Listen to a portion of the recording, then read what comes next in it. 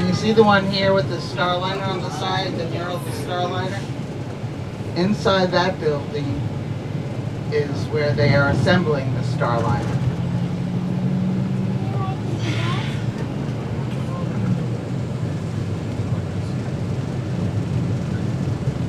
Now the doors on the vehicle assembly building, you heard, are the world's tallest doors. They are 456 feet tall, and they take 45 minutes to open. Oh my goodness. Coming up on your left, this little yellow armored car, this was an emergency abort system for the shuttle astronauts. And this was the arm, the actual arm where all the astronauts walk across into the shuttle. It would be attached to the fixed service structure. And this right here is the emergency abort system for the Orion capsule.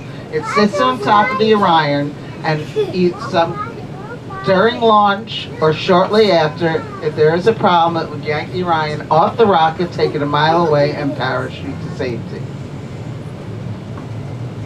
Look how big that is. Okay, up here in front of us, let's see. Can you even climb? Over here on our right, you see the American flag, and down on the ground next to the American flag, that box, that is the electronic countdown clock. They just replaced it a couple of years ago with the one that they have been using since the 60s. Actually, the old countdown clock is on display at the entrance of the visitor center. I mean, they can. And this all here is press area. Press come from all over the world to cover the launches of the rockets. And this building that will be passing us on our left here, the smaller building, is Launch Control Center.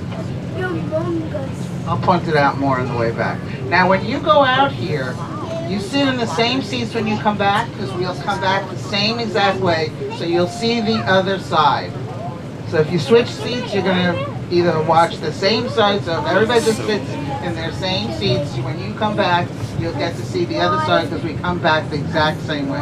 Does that make sense, or does that sound like a bunch of babble?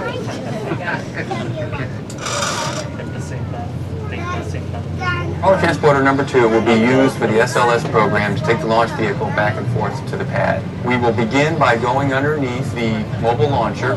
We'll pick it up, we'll take it over to the VAB. They'll then assemble the launch vehicle on top of the mobile launcher, and then we'll come back to the VAB. We'll slide underneath it again, we'll pick it up, we'll take it out to the pad, the trip of about 4.2 miles. It'll take us about 7 hours to get there. But during our trip to the launch pad, we'll roll over a specially prepared crawler way that consists of anywhere from 8 to 12 inches of special rock. Below that is limestone that's about 4 feet thick and compressed to handle the weight of the crawler and the mobile launcher. And then below that is some hydraulically compacted sand that can support all the weight. And then once we're there, we'll drop it all off. And then a few days later, there'll be a launch. We'll come back, we'll pick the mobile launcher up, and we'll bring it back to the VAB to start the process all over again. All right, so coming up on our left is the Corolla transporter. But on our right are 3 active launch pads at Cape Canaveral Air Force Station.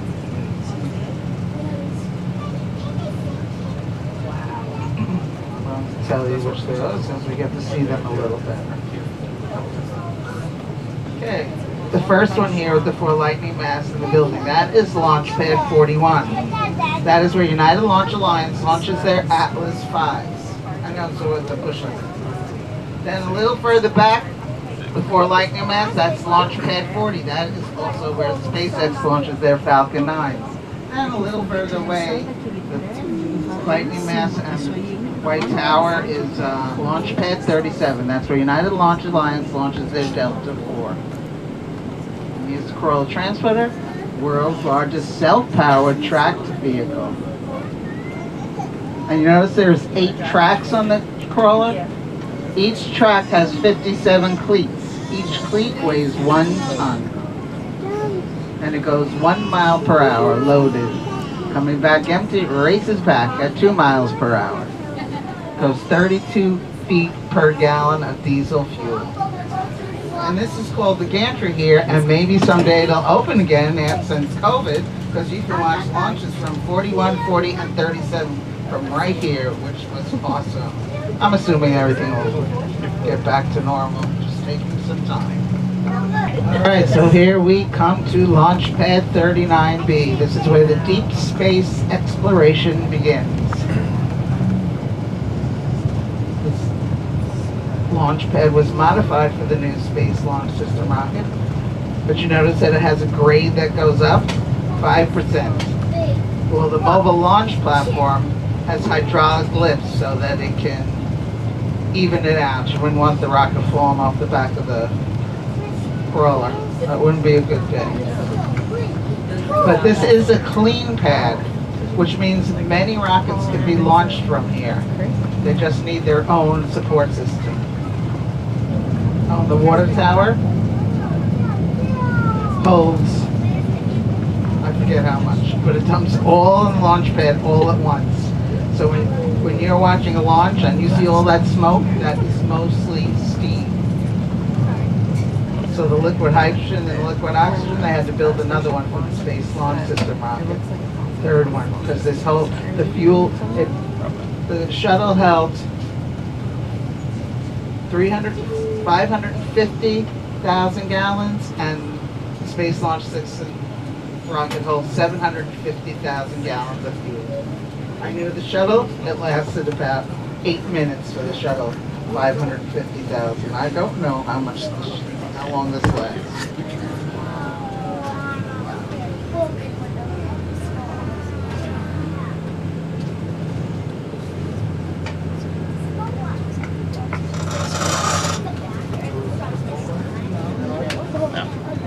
Pad 39B. Nick, can you tell us where are we standing right now? We're standing on the pad surface of Launch Complex 39B, the future launch site of the SLS rocket. Where does the rocket actually go around here? It sits on top of those mount mechanisms on top of the mobile launcher. The tower is going to be up on the north end, the vehicle just south of that, and ultimately it'll fly up through the center of the lightning protection, around 600 feet above us. Which one is the lightning protection system? Lightning protection is the 3 towers around us and the catenary system up above it. They protect the vehicle from a lightning strike and take all of the current from the lightning down into the ground.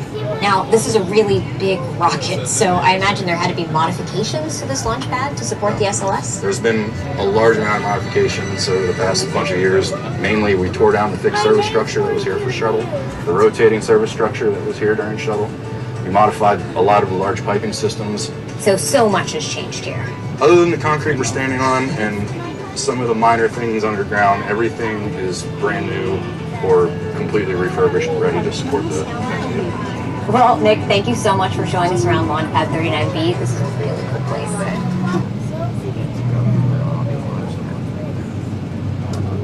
Okay, so we're going to get off here. You're allowed to go up the steps, not over the chains, and there's a couple of porta potties here if you need to use anything. But we'll be here 10-15 minutes tops.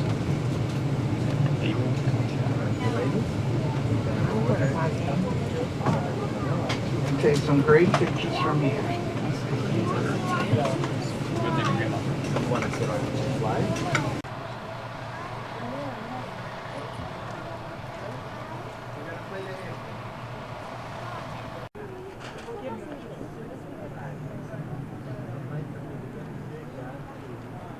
Take a picture of me. Oh, wait, take a picture of me. No, I want a picture of you right here. Right here.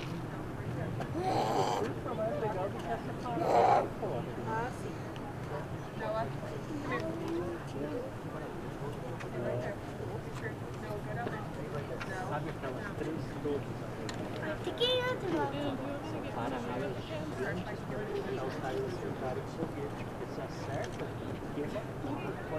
oh my goodness, get down. Everybody on the trip's gonna know y'all's name. Yep.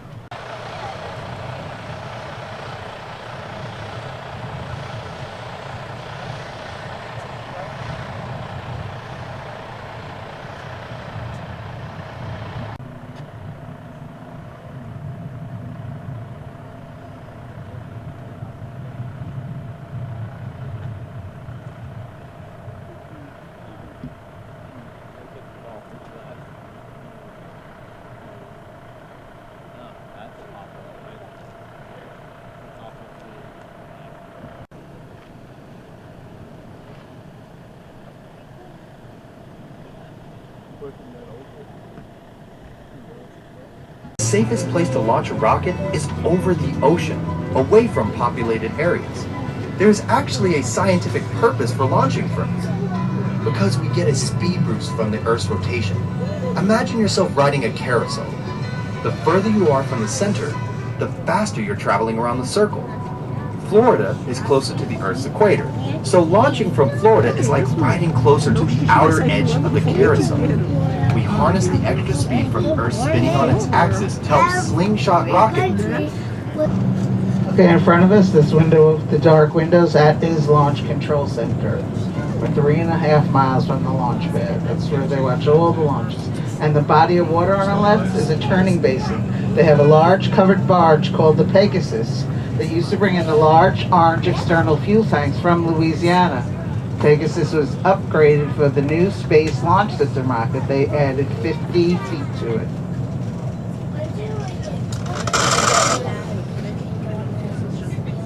Sustainable science and feeding forward the advance of the human spirit. Because we are the pioneers, the star sailors, the thinkers, the visionaries, the doers. Because we stand on the shoulders of giants to go farther than humanity has ever been. We will add our names to the rolls of the greatest adventurers in history. Every day, every mission, we advance this country. We are NASA. And after 60 years, we're just getting started.